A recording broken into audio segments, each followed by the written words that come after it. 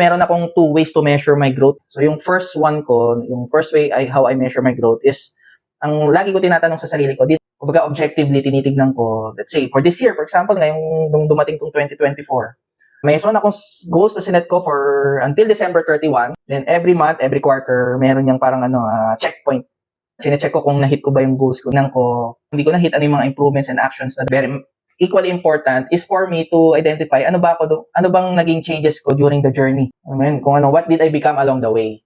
So, for example, this 2024, it's been kasi may na-hit ko yung goals ko ng 2023. Gusto ko may 10x yung result ko right now. So yung actions ko right now mas 10x in comparison dun sa 2020 previous years. Pero alam mo, Jebby, right now, although I work the hardest, yung goals ko right now medyo malayo pa ako. So, kaya very important yung number 2 na dapat mini-measure din natin. What did we become during the journey?